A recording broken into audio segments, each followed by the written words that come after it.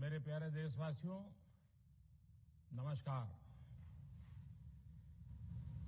Corona के खिलाफ देश आज फिर एक बहुत बड़ी लड़ाई लड़ रहा है।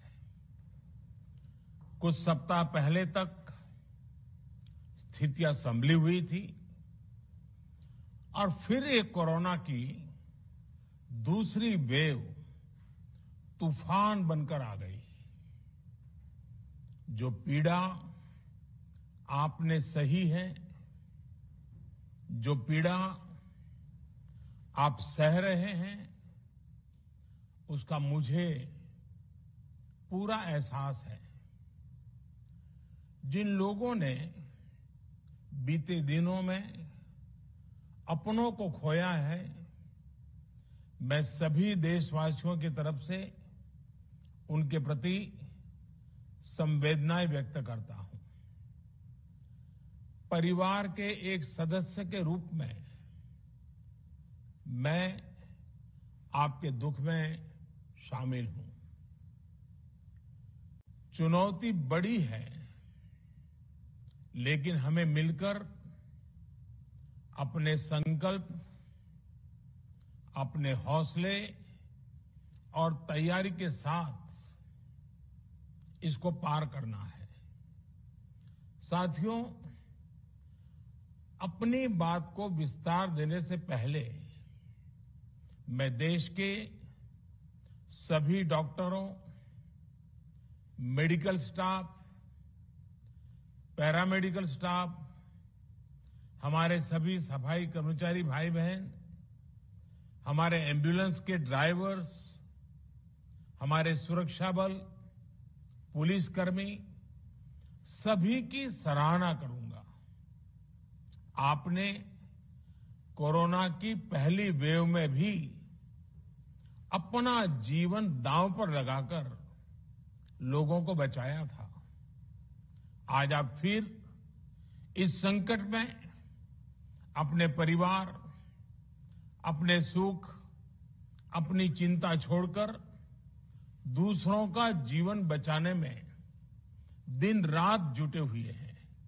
साथियों, हमारे शास्त्रों में कहा गया है, त्याज्यम न धैर्यम विदुरेऽपि काले, अर्थात कठिन से कठिन समय में भी हमें धैर्य नहीं खोना चाहिए। किसी भी परिस्थिति से निपटने के लिए हम सही निर्णय लें, सही दिशा में प्रयास करें, तभी हम विजय हासिल कर सकते हैं। इसी मंत्र को सामने रखकर आज देश दिन रात काम कर रहा है। बीते कुछ दिनों में जो फैसले लिए गए हैं, जो कदम उठाए गए हैं, वो स्थिति को तेजी से सुधारेंगे। इस बार कोरोना संकट में देश के अनेक हिस्से में ऑक्सीजन की डिमांड बहुत ज्यादा बढ़ी है। इस विषय पर तेजी से और पूरी संवेदनशीलता के साथ काम किया जा रहा है। केंद्र सरकार, राज्य सरकारें, प्राइवेट सेक्टर, सभी की पूरी कोशिश है कि हर जरूरतमंद को ऑक्सीजन मिले। ऑक्सीजन प्रोडक्शन और सप्लाई को बढ़ाने के लिए भी कई स्तरों पर उपाय किए जा रहे हैं। राज्यों में नए ऑक्सीजन प्लांट्स हो, 1 लाख नए सिलेंडर पहुंचाने हो, औद्योगिक इकाइयों में इस्तेमाल हो रही ऑक्सीजन का मेडिकल इस्तेमाल हो, ऑक्सीजन रेल हो, हर प्रयास किया जा रहा है।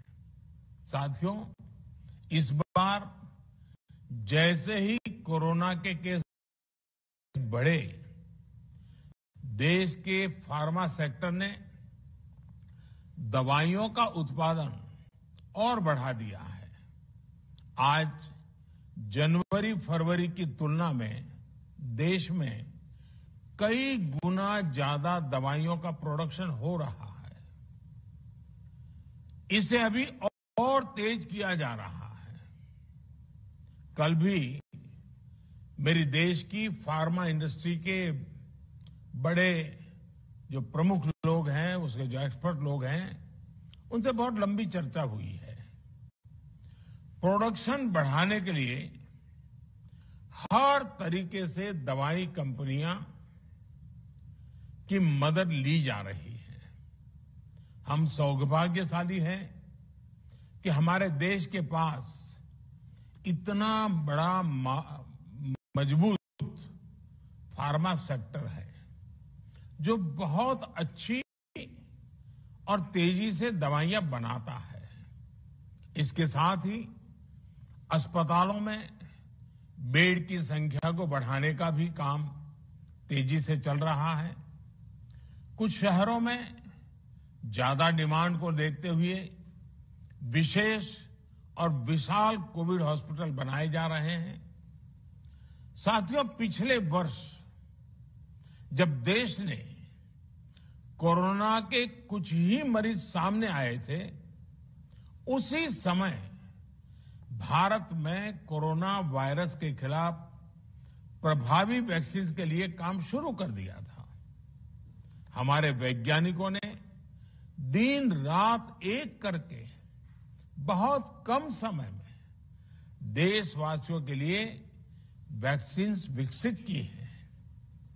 आज दुनिया की सबसे सस्ती वैक्सीन भारत में है। भारत की कोल्ड चेन व्यवस्था के अनुकूल वैक्सीन हमारे पास है।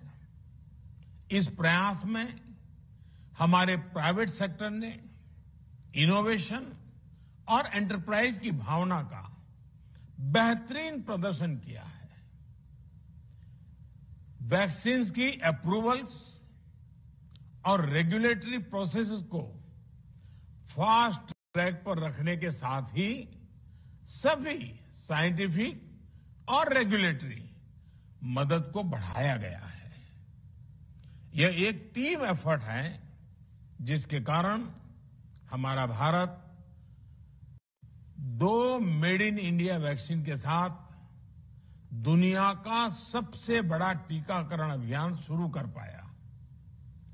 टीकाकरण के पहले चरण से ही गति के साथ ही इस बात पर जोर दिया गया कि ज्यादा से ज्यादा क्षेत्रों तक, जरूरतमंद लोगों तक वैक्सीन पहुंचे।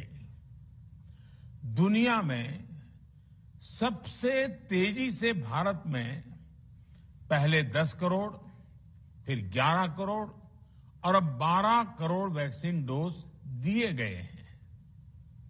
आज कोरोना से इस लड़ाई में हमें हौसला मिलता है कि हमारे health care workers, frontline corona warriors और सीनियर सिटीजन्स के एक बड़े हिस्से को वैक्सीन का लाभ मिल चुका है।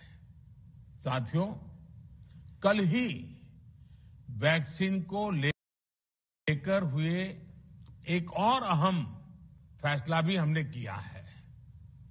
1 मई के बाद से 18 वर्ष के ऊपर के किसी भी व्यक्ति को वैक्सीनेट किया जा सकेगा। अब भारत में जो वैक्सीन बनेगी उसका आधा हिस्सा सीधे राज्यों और अस्पतालों को भी मिलेगा। इस बीच गरीबों, बुजुर्गों, निम्न मध्यम वर्ग के लोग 45 वर्ष की आयु के ऊपर के व्यक्तियों के लिए केंद्र सरकार का जो वैक्सीन कार्यक्रम चल रहा है वो भी उतनी ही तेजी से जारी रहेगा। पहले की तरह ही सरकारी अस्पतालों में मुफ्त वैक्सीन मिलती रहेगी, जिसका फायदा, जैसा मैंने कहा, हमारे गरीब परिवार हो, हमारे मध्यम वर्ग, निम्न मध्यम वर्ग के परिवार हो, वो उनका लाभ उठा सकेंगे। साथियों, हम सभी का प्रयास जीवन बचाने के लिए है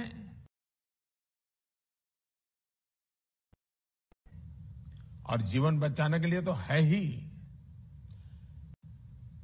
प्रयास से भी ये है कि आर्थिक गतिविधियां और आजीविका कम से